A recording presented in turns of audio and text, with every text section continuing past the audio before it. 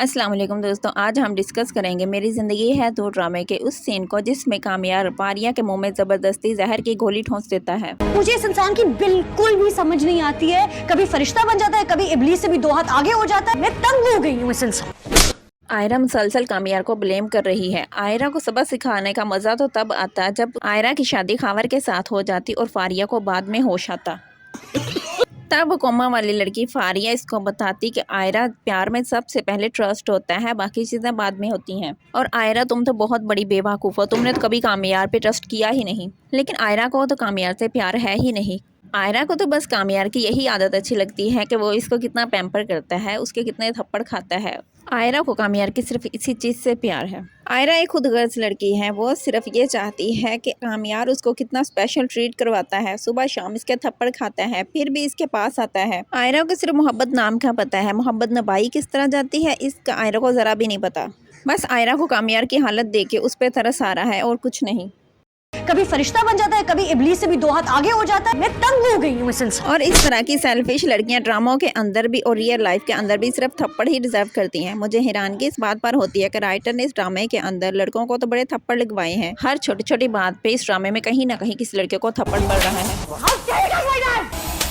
पाकिस्तानी ड्रामों में जब लड़कियों को थप्पड़ पड़ते हैं तो यहाँ पर लोग बड़ा इस चीज़ पर एहतजाज करते हैं, स्पेशली ये औरतें। रियल लाइफ में तो हम पर जुल्म होता ही है, क्या अब ड्रामों में भी होगा? लेकिन अब जब लड़कों को थप्पड़ पड़ रहे हैं लड़कियों से, तो लड़कियों की तरफ से बहुत अच्छा रिस्पॉन्स मिल रहा है। वो बहुत ज़्यादा खुश है कि ये तो कोई मसले वाली बात ही नहीं है, मर्द के अंदर तो बहुत ज़्यादा बर्दाश्त की कैपेसिटी होती है। लेकिन ये जो फारिया है ना, ये जितने बुरे तरीके से एक्सपोज हुई है ड्रामे में, असल थप्पड़ तो इसके मुंह पे पड़ता था। असल में तो वही डिजर्व करती थी जो इस ड्रामे के अंदर दिखाया गया है। हाँ, ज़बरदस्ती के मुंह में जो जहर की गोली ठोंसती जाती है, पहले एक टका के थप्पड़ बनता था। कौन लोग मेरी इस बात से एग्री करते हैं, कौन से लोग मेरी इस बात से डिसएग्री करते हैं, कमेंट में ज़रूर बताइएगा।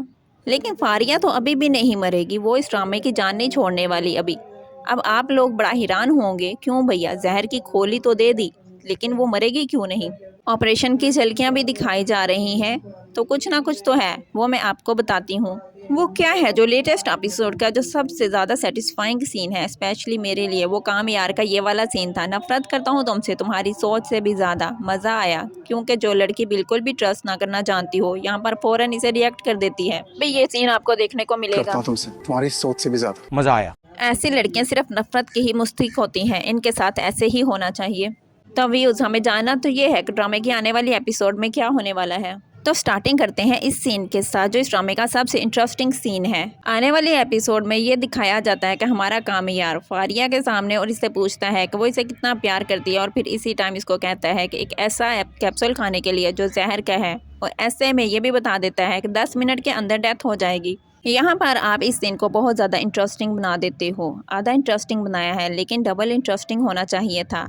जब जहर की गोली ज़बरदस्ती फारिया को खिलाई जाती है तो आपने देखा कि वो यहाँ पर बस किसी भी तरह अस्पताल जाना चाहती है, लेकिन फिर इसको बाद में कमरे में बंद कर दिया जाता है और फारिया इसके पाँव में गिरती और गिरकर माफ़ी मांगती और फिर ऊंची ऊंची आवाज़ में इसको बताती कि कैसे इसने इसके साथ जुल्म किया है, कैसे उसने इस लड़की को अपने जाल में फंसाया और वो कैसे हर एक से माफ़ी मांगेगी, फिर इसको भी फोर्स करे ताकि किसी भी तरह तुम्हारी शादी टूटे, कैसे इसने ये वीडियो बनाई। सबसे मज़े वाला सीन कि जब वो ये सारी बातें बता रही होती तो कामयार मोबाइल ओपन करता और अपने कैमरे से वीडियो रिकॉर्ड करता, सब कुछ इसमें रिकॉर्ड हो जाता। और जब वह गिड़गिड़ा कर रिक्वेस्ट करती कि मुझे प्लीज़ अस्पताल ले जाओ क्योंकि तुमने मुझे जहर की गोली दी है, मैं मर जाऊँगी, प्लीज़ मुझे बचा लो, तो फिर कामयार हंस के उसे कहता कि ये एक जहर की गोली नहीं थी, बल्कि ये तो एक चॉकलेट की गोली थी जिसमें सिर्फ चॉकलेट भरी हुई थी, और चॉकलेट खा के तुम मरने नहीं लगी।